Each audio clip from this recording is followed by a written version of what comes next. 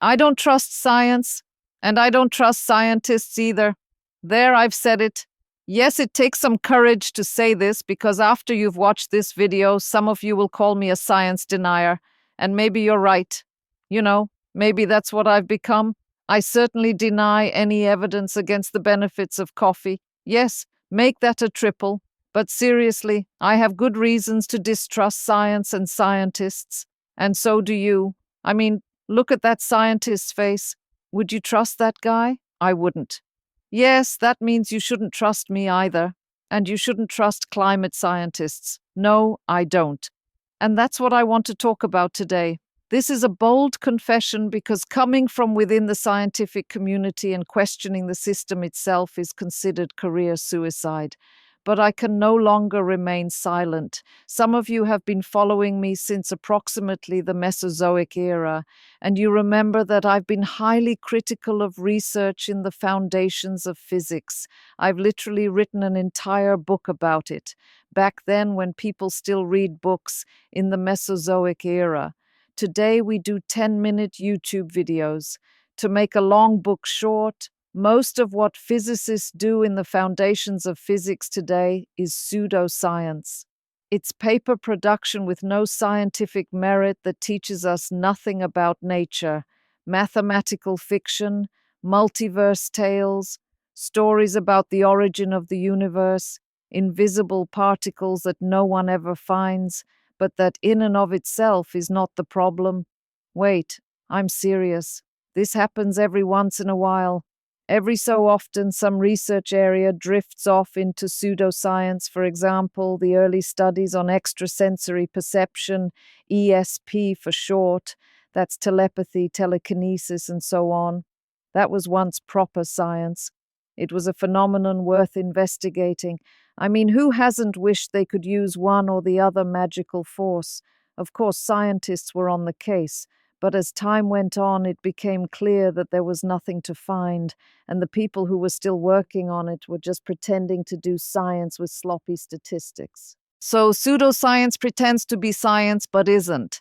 This happens because scientists not only make mistakes, they sometimes make new mistakes. And if that happens, the scientific method itself needs to develop to mark the new mistake as pseudoscience. ESP studies, for example, led to the development of better statistical methods such as double-blind trials. The new mistake in physics was that physicists came to believe that if you can write it in math and it's falsifiable, then it's scientific. Unfortunately, it's the other way around. If it's scientific, then it's falsifiable. When you make that mistake, then suddenly all kinds of nonsense ideas become scientific. And that, in a nutshell, is what happened in the foundations of physics. But the problem isn't that parts of physics drifted into pseudoscience per se, because this happens every once in a while in the natural evolution of the sciences. The problem is that it hasn't had any consequences. We recognize the problem with ESP studies, chucked them out of universities, and updated statistical methods to prevent that from happening again. But physicists have been inventing unobservable things that no one ever finds for half a century and are still happily doing it, believing it's proper science. And if it can happen in physics, it can happen in other disciplines too. That's why, after I finished writing my book in 2016, I began to worry that climate change was indeed a hoax. I can't blame people for looking at the foundations of physics, concluding that much of it is obviously nonsense, and then saying, well, see, you can't trust scientists, they're just making up climate change. Because I worried about the exact same thing. I haven't talked about this because I'm afraid that this will just give some people another justification to question science. But I've come to think that not talking about it just makes it worse. It makes it look like we've got something to hide. If you mistrust scientists, you're not alone. A recent study by members of the Strategic Council of the U.S. National Academy of Sciences found that about 80% of those polled say scientists are competent and trustworthy. But the remaining 20% doubt scientists' motives. They doubt that scientists will stick with science when it goes against the scientist's self-interest, like access to grants or other financial support. I think they have good reason for this doubt. Indeed, the pursuit of self-interests, mostly financial stability, is what's driving the problem in physics. It's baked into the current organization of the research system. The vast majority of scientists I know are not doing research to get rich. If you're interested in money, you do something else, like getting born rich. But still, they need some income to pay rent and feed the kids, right? And this is why they have a strong incentive to inflate the relevance of their research.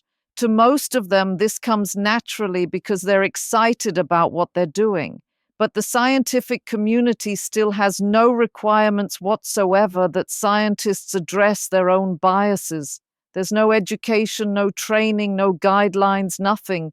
You expect scientists to generally exaggerate the relevance of their research. This isn't just a problem for public perception, it feeds back into the community. You now have all these people telling each other constantly that what they do is super important, and they come to believe it. It's a classic example of what's called social reinforcement. Yes, the same spirit that keeps flat earthers going. And is the same thing going on in climate science? Of course. Does that mean that climate change is a hoax? No, it's worse than that. I'm not a climate scientist, and I swear I have no aspirations to become one. But I've spent a lot of time trying to understand the basics, read a lot of papers and textbooks, attended seminars, and talked to climate scientists, etc. I'm not asking you to trust me or anyone, really, but I found no major reason for concern about climate science.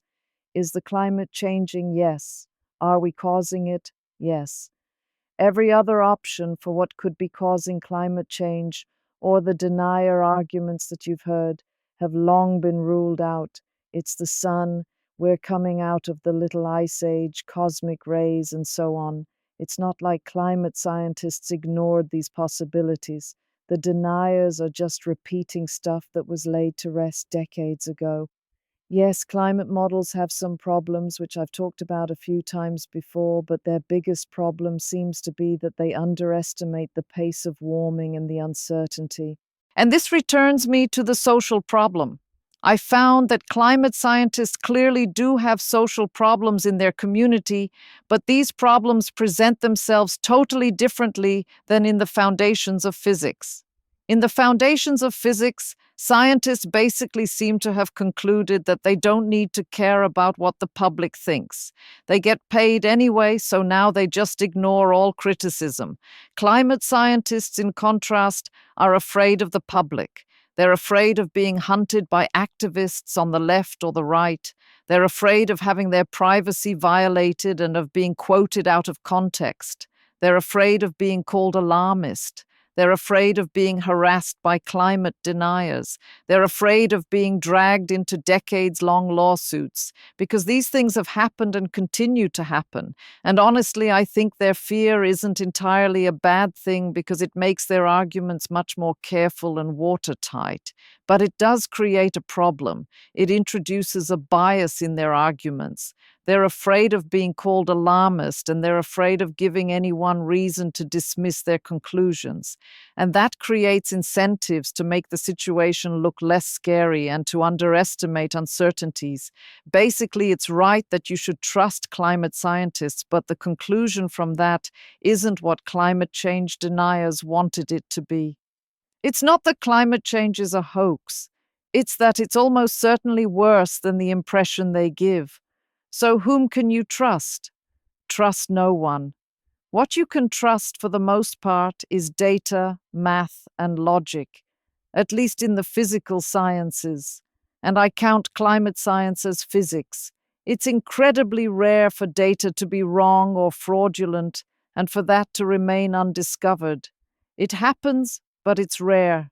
It's likewise rare that math or statistical analysis is just wrong and for that not to be criticized or corrected. Indeed, the problem in the foundations of physics is not that the data or math is wrong. It's that they have no data and the math isn't about anything in particular.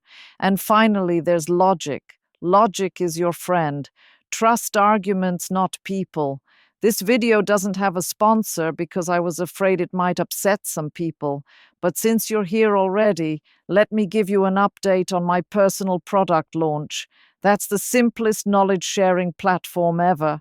I've called it Quiz With It, and it lets you create quizzes and courses and link them to any other content, news articles, blog posts, videos, what have you. You can embed them into your own website or newsletter or as a card on a video if you want to. You can monetize your content and users can collect points from taking quizzes. Quiz creation is free and will remain free. We do have some premium features because my software developers don't work for nothing, if you see the problem. We now also have a comment feature and a small but growing community. I'm excited to be starting something entirely new, and I hope you'll join us. Going back, I think my reasons for not trusting science are valid. The system is broken. Incentives are wrong. Social dynamics distort research. But this doesn't mean rejecting science. It means being critical. Check every claim. Look for conflicts of interest. Look at the data, not the authority. Understand the assumptions of mathematical models. Check whether uncertainties are acknowledged. And most importantly, avoid the science says argument. Science doesn't say anything. People say things. And people can be wrong, biased, or have conflicts of interest. This isn't being anti-science. This is protecting science, separating real science from pseudoscience. Because in the end, what we lose isn't trust in science. What we lose is our ability to distinguish between fact and fiction. Maybe this crisis is necessary. Maybe science needs to correct itself. Will the foundations of physics correct itself? I don't know. But fields with real-world consequences like climate science will be forced to correct themselves because reality ultimately tests everything. Climate predictions will either turn out right or wrong. People will act accordingly or they won't. And maybe that's good. Maybe science was never supposed to be about trust. Maybe it was always supposed to be about verification. They say trust but verify. I say verify then trust. And with this approach, the data on climate change is very clear, much clearer than most physics theories. So the conclusion is this: don't trust scientists. Don't trust science. Trust evidence. Trust logic. Trust your own analytical ability. Because in the end, this is where science is strongest, where everyone can check, test, and verify. Thanks for watching.